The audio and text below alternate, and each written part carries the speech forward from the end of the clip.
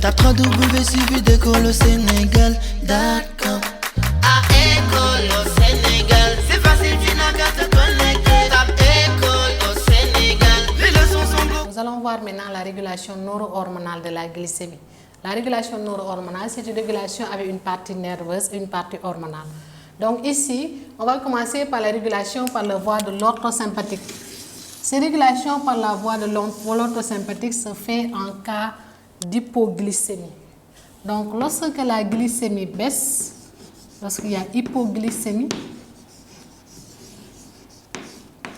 il y a des récepteurs qui se trouvent au niveau de l'hypothalamus. On dit que ce sont des récepteurs glycosensibles qui sont sensibles à la variation de la glycémie.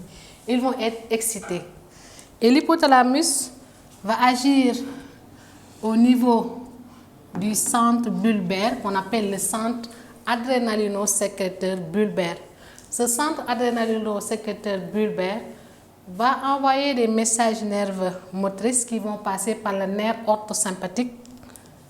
Écrit ici en rouge, c'est le nerf splanchnique, c'est un nerf orthosympathique et qui arrive au niveau de la médullo-surrénale.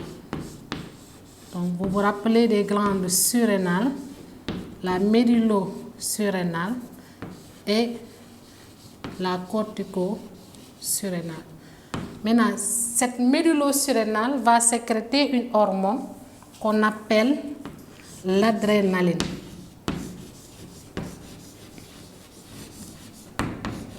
Et l'adrénaline maintenant est une hormone, comme le glucagon, est une hormone hyperglycémiante. C'est une hormone capable d'augmenter la glycémie.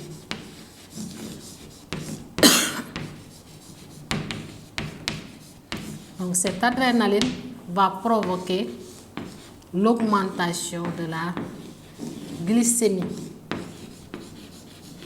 Donc puisqu'on avait une baisse, l'augmentation va permettre de revenir à la valeur normale.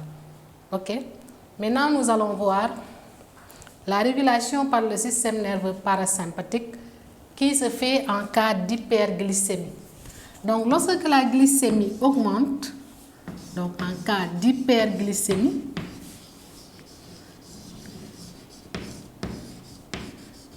les récepteurs glycosensibles hypothalamiques vont être alertés.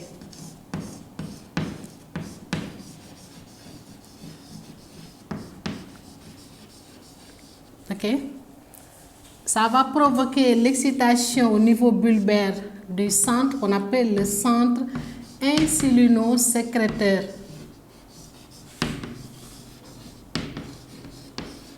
Donc, centre insulino-sécréteur bulbaire. Ce centre insulino-sécréteur bulbaire va envoyer des messages nerveux moteurs qui vont passer par le nerf parasympathique. Donc, ça peut être le nerf 10 en nerf parasympathique. Donc, je vais écrire nerf parasympathique, puisqu'on est dans la règle. Nerf parasympathique.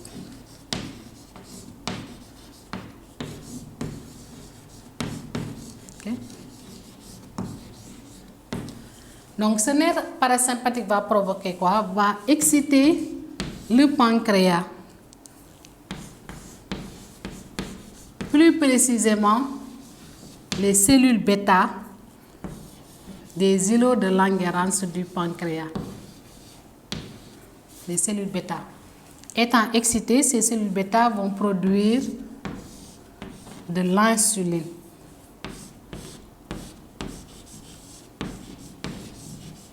Cette insuline va agir au niveau des organes dont j'ai cité tout à l'heure, le foie, le muscle, où on va avoir une glycogénogenèse. Au niveau des cellules adipeuses, donc l'excédent de glucose est transformé en graisse qu'on appelle la lipogénèse. Et accessoirement, au niveau des autres cellules de l'organisme, sauf les cellules nerveuses, on va avoir une augmentation de l'utilisation du glucose. Tout cela va permettre de diminuer la glycémie. Donc la glycémie qui avait augmenté au départ a diminué et ça permet de revenir à la valeur normale. Donc c'est une régulation neuro-hormonale parce que tout ça c'est une partie nerveuse.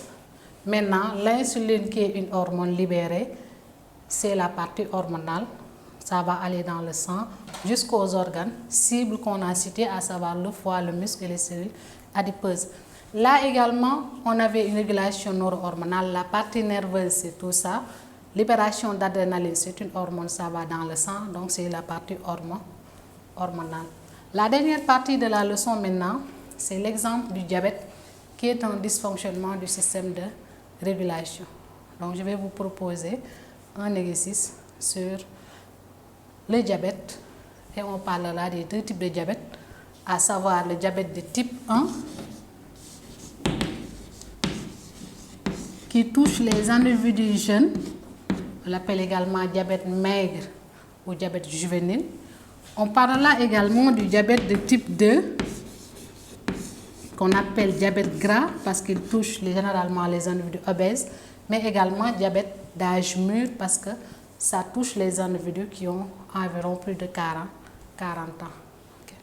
Ok, donc pour terminer la leçon, nous allons voir le grand 4. Dysfonctionnement du système de régulation et nous allons voir le cas du diabète. Donc le diabète, on se matérialise généralement par une hyperglycémie. Donc on a le diabète rénal quand même qui se manifeste par une hypoglycémie. Donc nous on va voir le diabète. Donc chez ces individus, on va voir que puisque la glycémie est supérieure à 1,8 g par litre, le glucose va apparaître dans les urines, donc ils auront une glucosurie. Okay.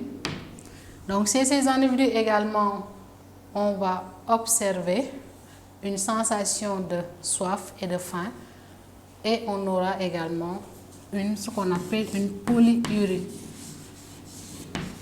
Polyurie, c'est l'augmentation tout simplement de la quantité d'eau éliminée au niveau urinaire. Ok, ce diabète également peut aller plus loin parce que ça peut être à l'origine de troubles oculaires comme une rétinopathie. Ok, donc rétinopathie. Donc il peut provoquer chez l'individu une cécité. Ok, donc il y a plusieurs conséquences de la glycémie, du diabète.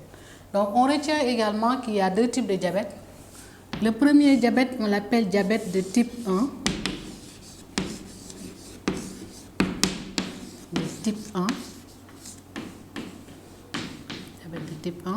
C'est un diabète que l'on rencontre chez les individus généralement jeunes.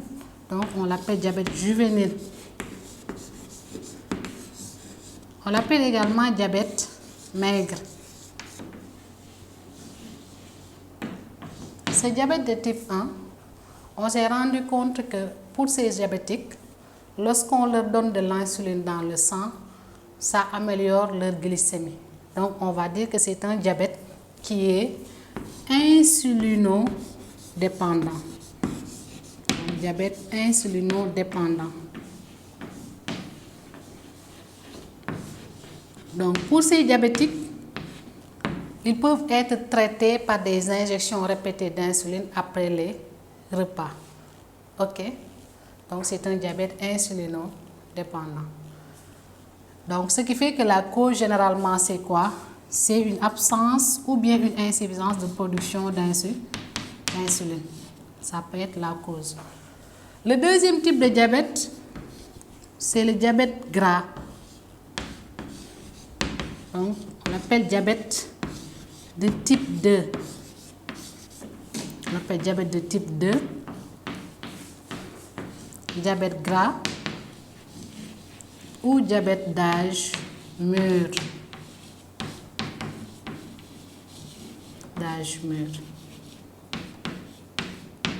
Donc on l'appelle diabète gras parce que c'est un diabète que l'on rencontre très souvent chez les individus ayant une surcharge pondérale, donc l'obésité.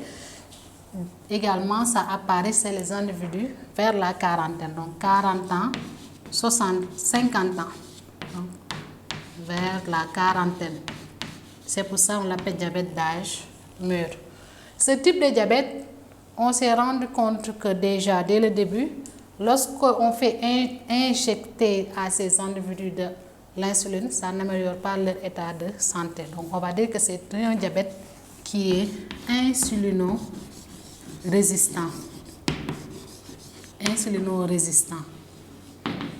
Ça veut dire que l'injection d'insuline n'améliore pas l'état de l'individu, il est insulino-résistant.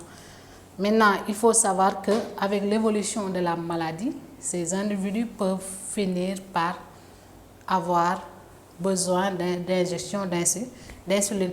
Donc, ce type de diabète insulino-résistant est généralement dû à quoi? À une dénaturation de l'insuline produite,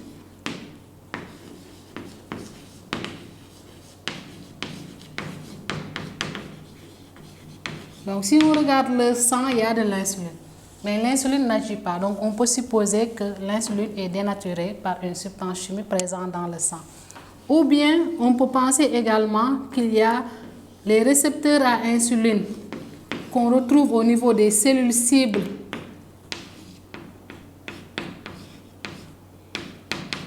Les récepteurs à insuline qu'on trouve au niveau des cellules cibles, à savoir le poids, le muscle et les cellules adipeuses, peuvent être endommagés. OK?